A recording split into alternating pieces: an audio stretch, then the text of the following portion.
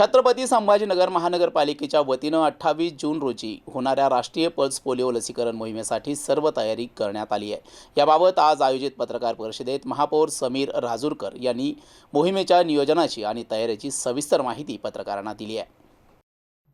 महापौर समीर राजूरकर यांनी सांगितले की 28 जून रोजी होणाऱ्या राष्ट्रीय पल्स पोलिओ मोहिमेमध्ये शहरातील 5 वर्षाखालील सुमारे 1,99,056 बालकांना पोलिओ प्रतिबंधक लस देण्याचं उद्दिष्ट ठेवण्यात आलंय।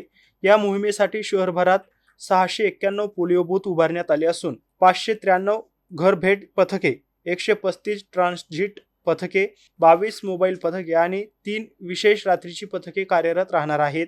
या संपूर्ण मोहिमेमध्ये सुमारे 2050 कर्मचारी आणि स्वयंसेवक सहभागी होणार आहेत।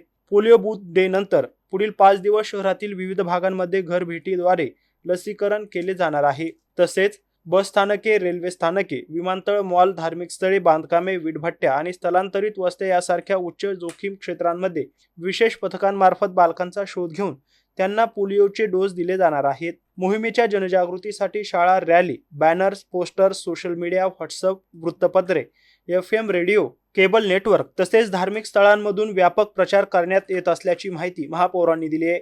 यावेळी महापौर समीर राजूरकर यांनी पालकांना आवाहन केले की 28 जून रोजी आपल्या 5 वर्षाखालील प्रत्येक बालकाला जवळच्या पोलिओ बूथवर घेऊन जावे आणि पोलिओचे 2 थेंब आवश्यक पाजावेत, जेणेकरून शहर पोलिओमुक्त ठेवण्याच्या प्रयत्नांना बळ मिळेल अशी आशा त्यांनी व्यक्त केली आहे।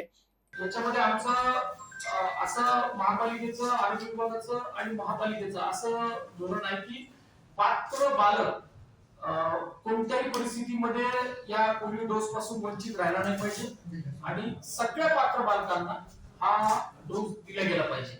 ह्याच्यासाठी आपल्या माध्यमातून मोठ्या प्रमाणात जनजागृती व्हावी आणि हे सगळं प्रिंट मीडिया असेल, इलेक्ट्रॉनिक मीडिया असेल, YouTube असेल, या सगळ्यांनी याची जनजागृती पुढचे 2-3 दिवस केली पाहिजे।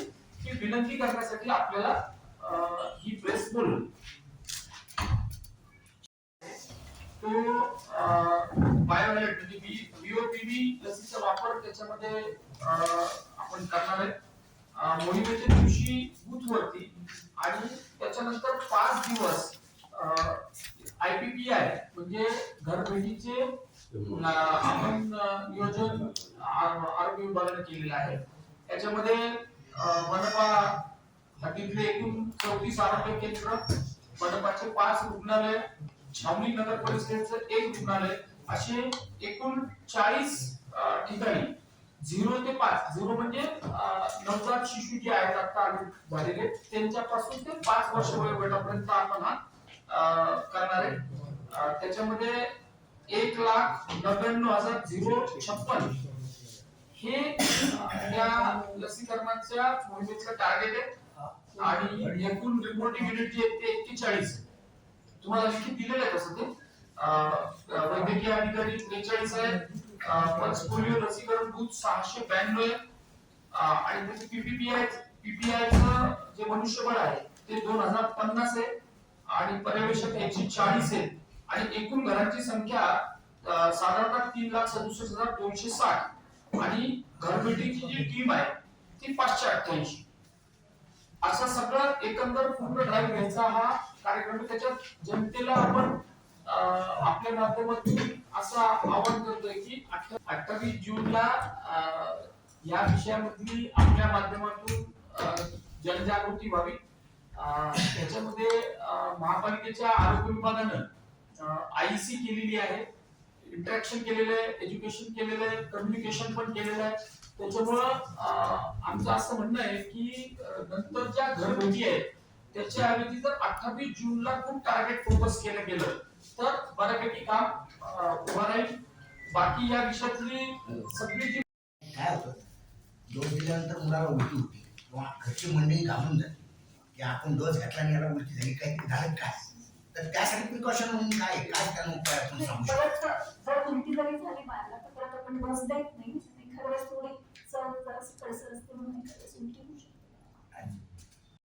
सर्वे जो केला तो हाऊस होल्डचा केला जातो, ह्याच्यामध्ये थोडंसं केली जातं, याच्या स्लम्स मध्ये पण केलं जातं।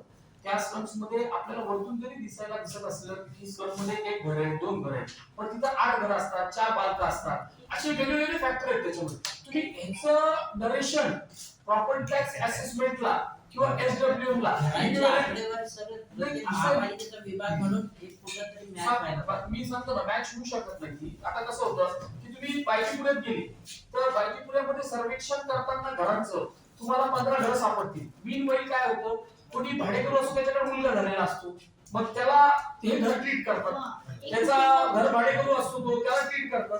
त्याच्यानंतर एक पोट भाडेकरू असतो त्याला ट्रीट करतात. त्याला पण हाऊसहोल्ड ट्रीट करतात नाही.